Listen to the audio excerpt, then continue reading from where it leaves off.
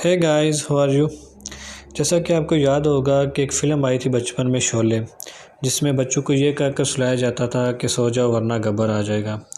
बिल्कुल इसी तरह सब इंडस्ट्रीज़ मिलकर बॉलीवुड को डरा रही थी कि सो जाओ वरना फ्राइडे आ जाएगा और तुम्हारी मूवी एक बार फिर फ्लॉप हो जाएगी, क्योंकि बड़े बड़े थम अमर खान जैसे फेल होकर वापस लौट गए हैं और अक्षय सर जैसे जो एक साल में 3-3 4-4 फिल्में देते थे वो भी फ्लॉप हुए और उनके हाथ में भी बेइज्जती के अलावा और कुछ नहीं आया।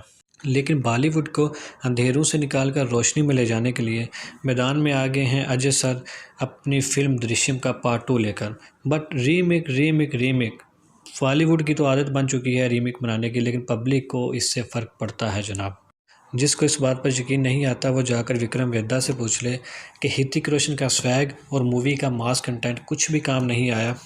इस मूवी के फ्लॉप होने के बाद सारी पब्लिक को लगा था कि अब बॉलीवुड के अंदर परमानेंटली रीमेक के ऊपर जो है वो ताला लग जाएगा, लेकिन नहीं, अभी सिर्फ 2 महीने ही गुजरे हैं और बॉलीवुड एक बार फिर मैदान में रीमेक लेकर कूद गई है। 2015 वाला विजय एंड हिज फैमिली का केस दोबारा से ओपन हो गया है आफ्टर 7 साल। यकीन मानिए ये मैंने फ़िल्म देखी और मुझे बहुत ज़्यादा मज़ा आया है।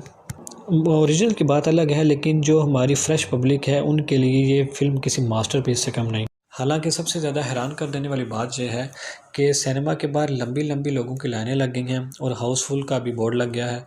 और ब्रह्मास इस 2022 की सबसे ज़्यादा बॉलीवुड की बिज़नेस करने वाली मूवी है। हालांकि उसका बजट भी अच्छा खासा था। और दूसरे नंबर पे कार्तिक की भूल भुलैया, जबकि दृश्यम के आने की वजह से दृश्यम ने नंबर 2 की जगह अपने लिए ले ली है और भूल भुलैया यानी कि कार्तिक को तीसरे नंबर पर खिसका दिया है।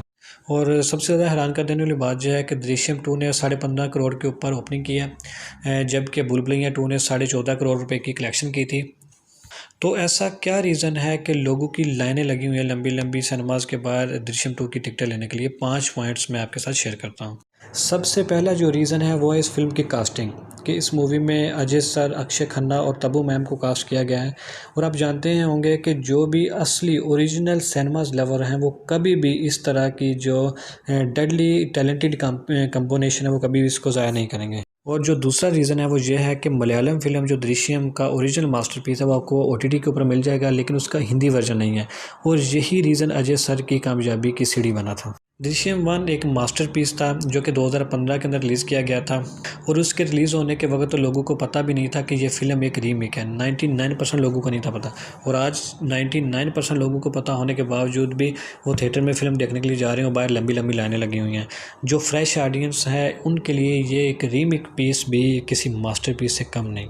यहाँ पर गाइज आपको भी इस बात को एग्री करना पड़ेगा कि दृश्यम 2 एक सीरियस नो नॉनसेंस फिल्म है जिसमें क्वांटिटी नहीं बल्कि क्वालिटी को ध्यान में रखा गया है। और 5वां प्लस पॉइंट ओटीटी की ऑडियंस है, लेकिन इस बात से कभी भी इनकार नहीं किया जा सकता कि मोबाइल, लैपटॉप और कंप्यूटर की स्क्रीन कभी भी सिनेमा की स्क्रीन के साथ कंपैरिजन नहीं कर सकती। सर आप सिनेमाज के अंदर जाएं, आप देखें लोगों के अंदर इतना इंटरेस्ट है इस मूवी के पार्ट 2 को देखने का, लोग खड़े हैं, तालियां